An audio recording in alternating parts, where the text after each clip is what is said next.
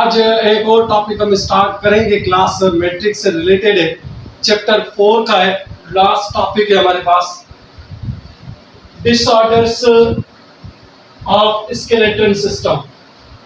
हमारे पूरे skeleton system है, उसके अंदर कौन कौन सी बीमारियां होती है, ये सब कुछ आज हम पढ़ेंगे।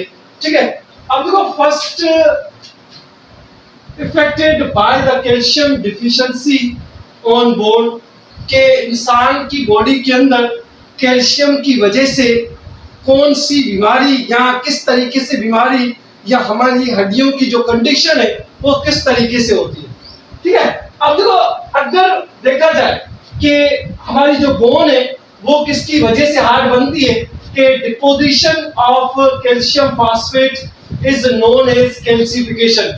जब हमारी हड्डियों के अंदर कैल्शियम की डिपोजिशन होती है तो उसके बाद हमारी जो हड्डियां हैं वो बोन से वो मजबूत हार्ड हो जाती है। ठीक है, ये चीज याद रखनी है आप लोगों को। इस प्रोसेस को deposition of calcium in the bone, तो इस प्रोसेस को हम कैल्सिफिकेशन कहते हैं।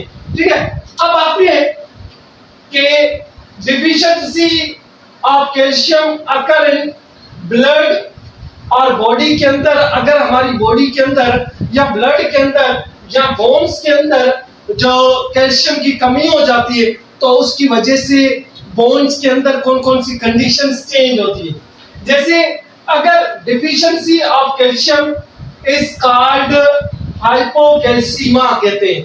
अगर हमारी बॉडी के अंदर या बोन्स के अंदर डिफिशिएंसी ऑफ कैल्शियम या जो कैल्शियम का लेवल है वो लो हो जाता है तो उसको हम हाइपोकैल्सीमिया कहते हैं।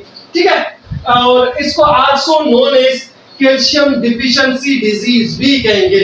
ठीक है, उसके बाद हम आते हैं कि लॉन्ग टर्म के लिए डिफिशिएंसी, कैल्शियम डिफिशिएंसी क्या क्या सरंजाम देती है। जैसे हमारे पास डेंटल वीकनेस, हमारी जो दांतों के अंदर या मसूड़ों के अंदर ज्यादा से ज्यादा तकलीफ होना या उसके अंदर खून निकलना, और प्लस में ऑस्टियोपोरोसिस। ऑस्टियोपोरोसिस मतलब हमारी जो बोन है वो वीक हो जाए और पोरस हो जाए, स्पंजी सॉफ्ट बन जाए। ठीक है, और चाइल्डहुड एक बीमारी होती है जिसको हम रिकेट्स कहते हैं। रिकेट्स के अंदर प्रॉपर तरीके से हड्डियां हमारी मुड़ जाती है, तो ये ज्यादातर चाइल्ड्स के अंदर होती है। और किसकी वजह से हो रही है? एक ही सबस्टेंस की वजह से, जिसको हम क्या करें, कैल्शियम कहते हैं। अब देखो वन बाय वन, जैसे ऑस्टियोपोरोसिस है, ऑस्टियो जो पोरोसिस है एक ऐसी बीमारी है जिसके अंदर हमारी हड्डियां वीक हो जाती है या पोरस बन जाती है या एक स्पंजी सॉफ्ट बन जाती है। ठीक है, ये एजिंग डिसऑर्डर्स भी हो सकता है, बुढ़ापे की वजह से भी हो सकता है। बिकम बोन पोरस हो जाती है और मोर स्पंजी हो जाती, सॉफ्ट हो जाती, और मोटी से पतली होना स्टार्ट हो जाती है, और प्लस में वीक भी हो जाती है। तो ऑस्टियोपोरोसिस के अंदर ऐसी ऐसी कंडीशंस नजर आती है। ठीक है, उसके बाद फ्रैगलेंट कंडीशंस जो है are slightly injury breaking the bones. ये कैसी हम कहेंगे खराब कंडीशंस है जिसके अंदर हमें इंजरी की वजह से हमारी बोन वगैरह खराब होती है, उस कंडीशंस को हम फ्रैगल कंडीशंस कहते हैं। वर्ड का मतलब है खराब। ठीक है, उसके बाद एक और बीमारी इंसान के अंदर होती है, ज्यादातर ये बच्चों के अंदर होती है, जिसको हम रिकेट्स कहते हैं। देखो, रिकेट्स एक ऐसी बीमारी है जो डिफिशिएंसी होती है कैल्शियम की वजह से। ठीक है, ये चीज याद रखनी है। इसके अंदर बोन हमारी सॉफ्ट बन जाती है। ठीक है, सॉफ्ट हो जाती है या हम कहेंगे वीक हो जाती है बोन इन अ चाइल्ड के अंदर। ज्यादातर ये चाइल्ड्स के अंदर बीमारी होती है, उनकी बॉडी के अंदर जब कैल्शियम की लेवल लो हो जाती है उसकी वजह से क्या होता है, सॉफ्ट हो जाता है और वीक हो जाती है। अगर ये ज्यादा अरसे तक रह गया तो उसके अंदर extreme and prolonged deficiency of vitamin D. अगर विटामिन डी और कैल्शियम का रिलेशनशिप क्या है, ये देखो, विटामिन डी है ना, play important role in absorption of calcium. हमारे ब्लड के अंदर अगर हमें कैल्शियम पड़ा हुआ है, हमें अगर आउटसाइड से सूरज की रोशनी से या उनकी रोशनी से हमें विटामिन डी नहीं मिल रहा है तो हमारी जो कैल्शियम की डिपोजिशन है वो प्रॉपर तरीके से हड्डियों के अंदर नहीं होगी। तो हड्डियों के अंदर जो डिपोजिशन ऑफ कैल्शियम किसकी वजह से होती है? विटामिन डी की वजह से होती है। और विटामिन डी की कमी होगी तो लाजमी कैल्शियम की कमी होगी, कैल्शियम की कमी होगी तो विटामिन डी की कमी होगी। तो ये चीज याद रखना, दोनों जो सब्सटेंस है बड़ा इंपॉर्टेंट रोल अदा करते हैं। हम अगर इनकी डिफिशियंसी हो जाती है तो उस बीमारी को हम क्या कहते हैं? रिकेट्स कहते हैं। अब जो deficiency of vitamin D leads to the deficiency of calcium. अगर विटामिन डी की डिफिशियंसी है तो हम कह सकते हैं कैल्शियम की भी कमी है। इसके अंदर क्या होता है, ज्यादातर जो बच्चों की हड्डियां जैसे जैसे नॉर्मल सीधी होती है टांगों की या हाथों की, तो ऐसे ऐसे बेंड हो जाती है, मुड़ जाती है। इस बीमारी को हम क्या कहते हैं? रिकेट्स कहते हैं। एक नॉर्मल हड्डियां ऐसे इस तरीके से होती है, फिर इस तरीके से हो जाती है, ठीक है। इस तरीके से हड्डियां, वो घुटने जो है ये ऐसे खुल जाते हैं, खुलने के बाद उस बीमारी को हम रिकेट्स कहते हैं, ठीक है। उसके बाद एक और बीमारी है जिसको हम अर्थराइटिस कहते हैं। अर्थराइटिस जोड़ों के अंदर जितने भी हमारे 300 350 जोड़े हैं उनके अंदर दर्द होना, उस बीमारी को हम क्या कहेंगे? अर्थराइटिस, ठीक है। ये पेनफुल कंडीशंस है किसके अंदर? जॉइंट्स के अंदर, ठीक है। ड्यू टू द स्वेलिंग, सूजना या टेंडरनेस ऑफ दी बोन्स वगैरह। इसके अंदर ज्यादातर सिम्टम्स वगैरह कौन से नजर आते हैं? जॉइंट्स के अंदर पेन होना, ज्यादातर दर्द होना, ठीक है। टेंडरनेस एंड स्टिफनेस, प्रॉपर तरीके से जो जॉइंट्स है उनका मुड़ना ना होना, ये भी बड़ा इंपॉर्टेंट कॉज है। और उसके बाद इन्फ्लामेशंस होना, इफेक्टेड अराउंड द जॉइंट्स, हमारे जहां पे जॉइंट्स के अंदर जहां पे दर्द हो रहा है उसके अराउंड जो है इन्फ्लामेशंस हो रहा है, किसका? स्किन का। और स्किन वो क्या हो जाए? रेड कलर हो जाए और द जॉइंट इज इफेक्टेड, ठीक है।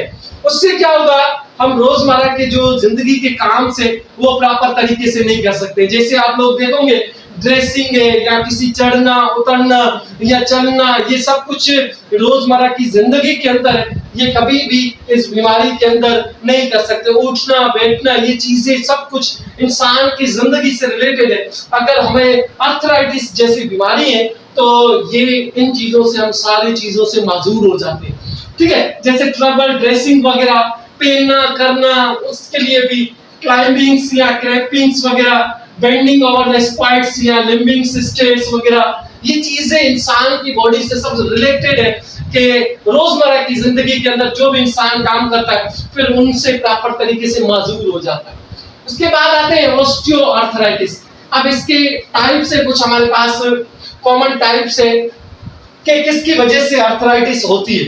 जैसे ऑस्टियोआर्थराइटिस है, ऑस्टियोआर्थराइटिस एक वेयर एंड टियर, टूटना और ये एक किस्म का ऐसे टूटना होता है। अब हड्डियों का टूटना कैसे होता है? जैसे हम अपनी जॉइंट्स को ज्यादा से ज्यादा यूज करते हैं, या एज के अंदर भी हो सकता है, या हम क्या कहते हैं जॉइंट के अंदर इंजरी हो जाना, या ओबेसिटी मोटापा, वजन इंसान की बॉडी के अंदर वेट बढ़ जाना, उसकी वजह से भी ऑस्टियोआर्थराइटिस हो सकता है। और bear the weight like knee है, हिप है, या हम कह सकते हैं फीट है और स्प्रिंग्स वगैरह। यहाँ पे हमारी बॉडी के अंदर जब वेट इंक्रीज होना स्टार्ट हो जाता है तो हमें एक बीमारी होती है, जिस बीमारी का नाम क्या? ऑस्टियोआर्थराइटिस, ठीक है। उसके बाद रिमेथॉइड आर्थराइटिस। रिमेथॉइड आर्थराइटिस एक ऐसी बीमारी है जो ये हमारी हड्डियों को कौन काज करता है? इम्यून सिस्टम हमारा काज करता है कि ऑटो इम्यून डिसऑर्डर से जो इम्यून सिस्टम क्या करता है? अटैक करता है हमारे जॉइंट्स के ऊपर, उस बीमारी को हम रिमेथॉइड आर्थराइटिस कहते हैं, ठीक है। उसके बाद एक और हम आते हैं जैसे पेसोराइटिक आर्थराइटिस, जो ज्यादातर जो डिजीज है ये भी एक किस्म की हम कैसा है disorders of joint and skins affected है। जॉइंट्स एक किस्म की जॉइंट्स या स्किन्स के अंदर जो इन्फेक्टेड होता है वो एक पेसोराइटिक आर्थराइटिस है, ठीक है। उसके बाद आर्थराइटिस के अंदर जितने भी आर्थराइटिस है उनकी वो काज क्या है, कैसे किस तरीके से होता है? जैसे फर्स्ट इंजरी होना, या एबनॉर्मल कुछ खाना, या एबनॉर्मल मेटाबॉलिज्म करना, ये भी इंजरी की वजह से भी या इन्फेक्शंस की वजह से, किसी बैक्टीरिया फंजी वगैरह के इन्फेक्शंस की वजह से, या हमारा ऑटो इम्यून जो डिसऑर्डर्स है वो हमारी बॉडी को, या जेनेटिक्स माँ बाप से बीमारी ट्रांसफर भी हो सकती है, और reduce the normal amount of cartilage या साइनोवल फ्लूइड्स वगैरह। इंसान की बॉडी के अंदर जो हड्डियों के बीच में, जो जॉइंट्स के बीच में जो फ्लूइड होता है वो उसकी लेवल कम होना, या कार्टिलेज का कम होना अराउंड द जॉइंट्स होता है, तो उसकी वजह से भी आर्थराइटिस जैसी बीमारी काज हो सकती है। उसके बाद के रोल ऑफ ओबेसिटी के मोटापा है उसका बड़ा इंपॉर्टेंट रोल अदा होता है आर्थराइटिस जैसी बीमारियों के अंदर। जैसे सपोज करते हैं ओबेसिटी एंड ओबेसिटी एक किस्म की put to the stress on joints, जैसे नी जॉइंट्स है, हमारी पूरी बॉडी का जो वजन है वो हमारे घुटनों के ऊपर या नी के ऊपर चला जाता है, तो जितना हमारी बॉडी के अंदर वेट होगा उतने हमारे जॉइंट्स जो है ना वो ज्यादा तकलीफ में होंगे। ठीक है, ये याद रखना। कॉजिंग पेन्स और दर्द होना स्टार्ट हो जाता है। डेवलप वरिंग कंडीशंस या आर्थराइटिस डैमेज हो जाते हैं, हमारी जितनी भी हड्डियां वगैरह वो डैमेज हो जाती है। ठीक है, ये चीज याद रखनी है आप लोगों को। उसके बाद हमें रेमेटोलॉजिस्ट जो होते हैं, जो ज्यादातर हड्डियों की जो बीमारी की स्टडी करते हैं उसको हम रेमेटोलॉजिस्ट कहते हैं। रेमेटोलॉजिस्ट कहते हैं कि आपकी बॉडी के अंदर अगर 10 पाउंड और वेट इंक्रीज हुआ तो आपकी बॉडी के ऊपर फोर्स कितनी लगेगी, वो तकरीबन 20 से 40 pounds on you during the work. ठीक है, अगर आपकी बॉडी के अंदर 10% या 10 सपोज करते 5 किलो अगर आपकी बॉडी के अंदर वजन बढ़ता है तो ऐसे समझो आपकी बॉडी या नी के ऊपर 10 किलो जितना ऐसे समझो वजन रख दिया ड्यूरिंग द वॉकिंग, तो इतना अफेक्टेड होता है। अब ये किसकी वजह से होता है, ओबेसिटी किसकी वजह से होती है, कैसे किस तरीके से होती है, ये चीज याद रखना। जितनी भी ऑयली चीजें खाएंगे उससे या फैटी चीजें खाएंगे उससे हमें ओबेसिटी होगा, हमारी बॉडी मोटापी आएगी। ठीक है, मोटापा हो जाएगा। उससे एक्सेसिव फैट हमारी बॉडी के अंदर या हमारे टिश्यूज के अंदर स्टोरेज होना स्टार्ट होता है। स्टोरेज होने के बाद वो हाई लेवल के अंदर एक किस्म का प्रोटीन जिसको हम साइटोकाइनेसिस प्रोटीन कहते हैं, ये क्या करता है, इन्फ्लेमेशन पैदा करता है किसके अंदर, थ्रू आउट द बॉडी, हमारी बॉडी के अंदर थ्रू आउट द बॉडी हमारे इन्फ्लेमेशन पैदा करते हैं। ठीक है, उसके बाद हम आते हैं रिमेटॉइड आर्थराइटिस जो है। रिमेटॉइड आर्थराइटिस जो है एक ऐसी बीमारी है जिसके अंदर ये चीज याद रखना, इसके अंदर भी सेम ही किस्म का प्रोटीन्स प्रोड्यूस होता है। प्रोड्यूस होने के बाद ये क्या होता है कि उससे भी ज्यादा, जैसे इस जगह पे इन्फ्लेमेशन के अंदर उससे भी ज्यादा दर्द होना, उस सिस्टम को हम क्या कहते हैं, रिमेटॉइड आर्थराइटिस भी सेम ही किस्म का प्रोटीन रिलीज होता है, उसकी वजह से इंसान की बॉडी के अंदर और ज्यादा दर्द होता है। दर्द होने के बाद इन्फ्लेमेशंस वगैरह खास थे। ये हमारे चैप्टर 4 का लास्ट टॉपिक था। इंशाल्लाह ताला इसके बाद हम चैप्टर नंबर 5 के अंदर मिलेंगे। अल्लाह हाफिज।